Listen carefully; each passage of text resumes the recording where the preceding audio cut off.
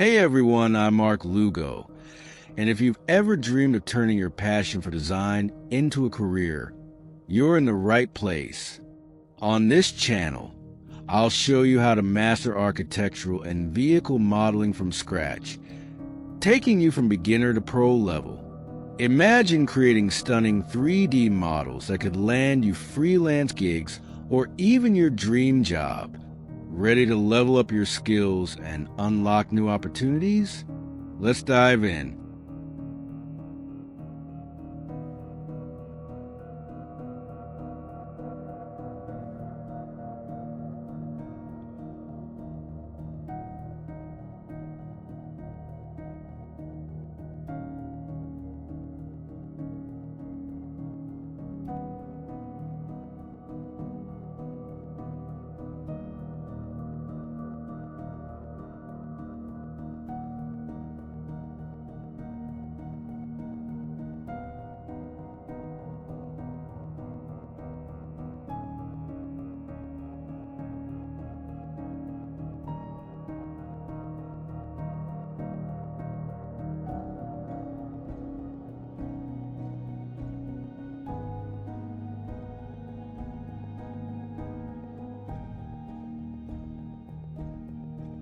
In this video, we'll be modeling all the door frames throughout the house, a crucial step to bring realism and consistency to the project. Before moving forward, we'll take the time to apply UV maps to the frames, making sure the textures look perfect before duplicating them across the rest of the house. This small detail can make a huge difference in the final render, especially when working with software like D5 Render, which demands well-prepared models for professional results.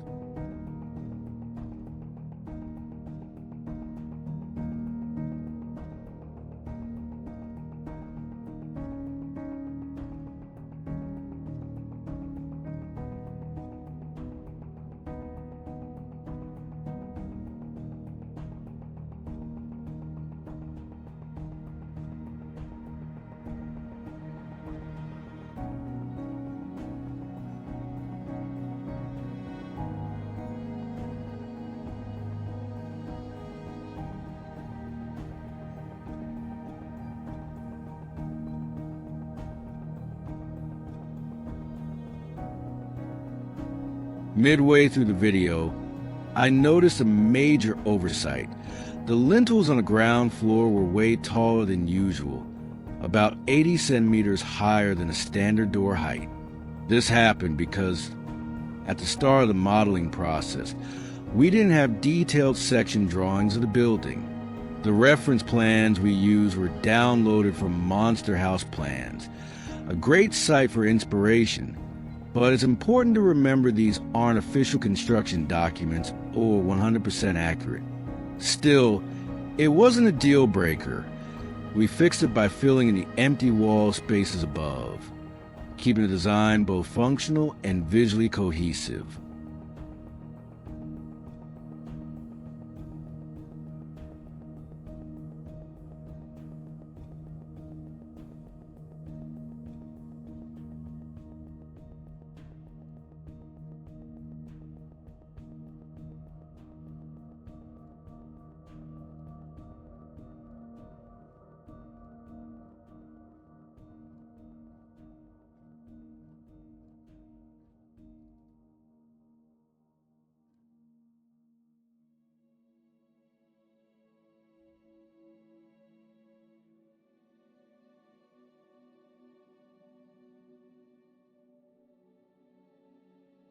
To maintain consistency, I decided to use the same door size for the entire interior, simplifying the modeling process and ensuring a uniform look.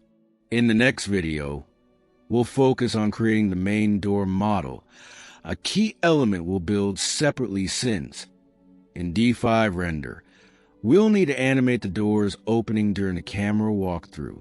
That means doors have to be independent objects from the main model, giving us more control when setting up the scene.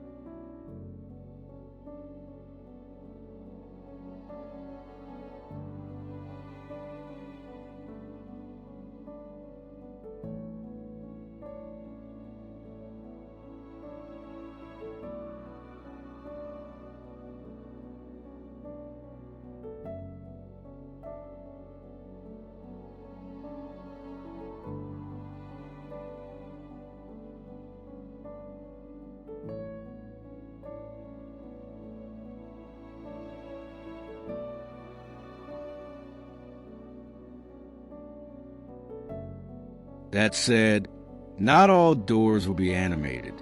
For example, closet doors or doors that stay closed in the virtual tour will remain part of the main model to optimize workflow. If you're interested in learning how to model a realistic door from scratch, don't miss the next video, where we'll break down the process step by step from design to implementation.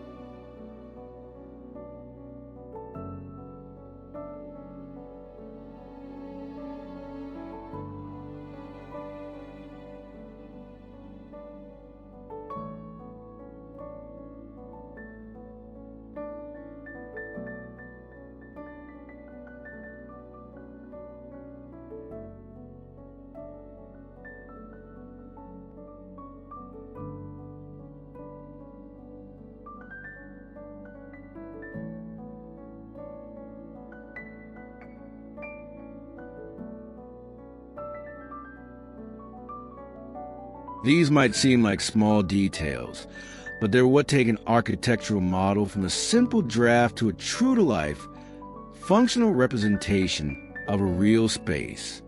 If you're enjoying this content and want to keep learning about 3D modeling, rendering, and architectural animation, make sure to subscribe and hit the bell so you don't miss any tutorials. Likes and comments really help the channel grow. So let me know in the comments what other topics you'd like to see in future videos. See you in the next one.